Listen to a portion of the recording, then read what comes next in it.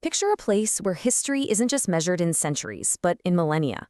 A city where the dust beneath your feet holds the stories of empires rising and falling, stacked one on top of the other.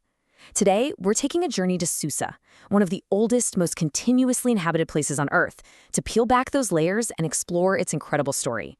So, let's start digging. Here's the roadmap for our expedition. First, we'll try to wrap our heads around the sheer scale of Susa's history. Then, we'll dive into its golden age as an imperial capital. We'll also uncover its sacred role as a prophet's resting place, dig into the fascinating story of its modern rediscovery, and finally, reflect on what it all means for us today. Okay, first things first. To really get Susa, you kind of have to recalibrate your sense of time. We're not talking about a few hundred years of history here. We're talking about a timeline that is just immense, almost hard to imagine. 7,000 years. Just let that sink in for a second. That's the staggering length of Susa's story. It got its start as a settlement way back around 7000 BCE and became a major city long before many other ancient civilizations we talk about even got going. And here's the key thing to understand. Susa isn't just a ruin. It's what archaeologists call a tell, a huge mound created by generation after generation of people living, building, and rebuilding right on the same spot. Each layer is like a different chapter in this epic saga of human history. And this timeline just shows you what a roller coaster it was. It starts as an early city, then becomes the capital of the powerful Elamite kingdom. After that, it gets folded into the massive Persian Empire, gets conquered by Alexander the Great, transformed again during the Islamic Golden Age, and then, finally, tragically, destroyed by the Mongols. What an incredible arc! All right, let's zoom in on what you could call Susa's Golden Age. This is the period when the great Persian king, Darius I, made it one of his capitals and launched one of the most ambitious building projects the ancient world had ever seen. I mean, how amazing is this? We're hearing directly from the king himself, from thousands of years ago, and listen to what he's saying. He's not just listing building supplies, he's making a powerful statement. He's telling the world, I am bringing the entire globe to Susa. And this table just brings his words to life, doesn't it? This wasn't just construction. This was imperial propaganda at its finest. He was deliberately pulling materials and workers from every corner of his vast empire. Gold from the west, lapis lazuli from the east, ivory from the south. He was showing everyone that all these diverse peoples were part of one unified whole. Now, the centerpiece of this whole project was the Apadana, his massive audience hall. Just try to picture this. You walk into a space held up by 72 stone columns, each one soaring 21 meters, that's nearly 70 feet, into the air.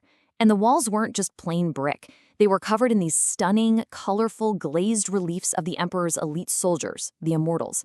It was an absolute spectacle of power and wealth. But Susa's story goes so much deeper than just empires and palaces. For thousands of years, it has also been a place of profound spiritual importance, a sacred destination for people from multiple world religions.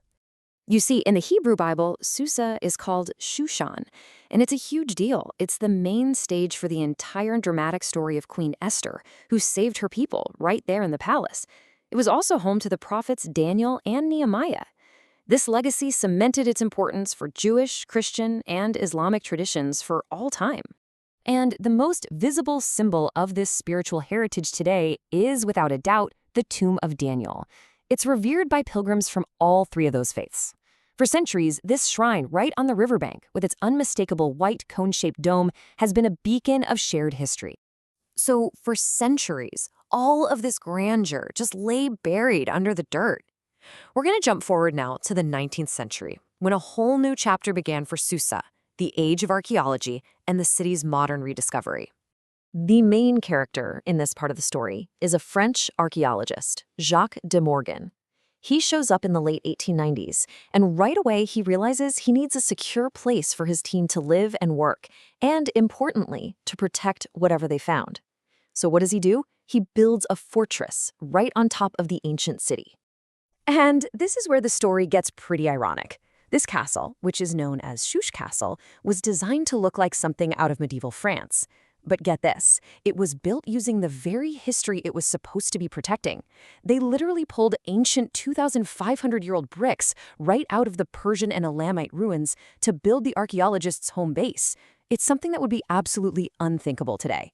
Now, De Morgan's excavations unearthed some of the most famous artifacts in all of ancient history. But here's the thing. These treasures, including the world-famous Code of Hammurabi, didn't stay in Susa. As part of the deal with the French government, they were all shipped off to Paris, and that's where they remain today, in the Louvre Museum, totally separated from the ground where they were found. So, after millennia of history and a pretty complicated rediscovery, what is Susa's place in the world today? Well, that brings us to the final and maybe the most fascinating part of its story. Today, the entire world recognizes Susa's incredible value. It's a UNESCO World Heritage Site, which means it's officially protected for its unbelievable record of so many different cultures: Elamite, Persian, Parthian, you name it. But what's truly remarkable, what makes Susa so special, is that it's not some sterile, roped-off museum piece. The ancient mounds are literally woven into the fabric of the modern city of Shush. You've got daily life, markets, homes, the call to prayer, all happening right in the shadow of millennia. Here, the past isn't just history, it's the landscape. And this brings us to our final thought. For all that's been uncovered, huge parts of Susa have never been excavated. It just makes you wonder, after 7,000 years of triumphs and tragedies of kings and prophets, what stories, what treasures, what secrets are still waiting down there, just beneath the soil?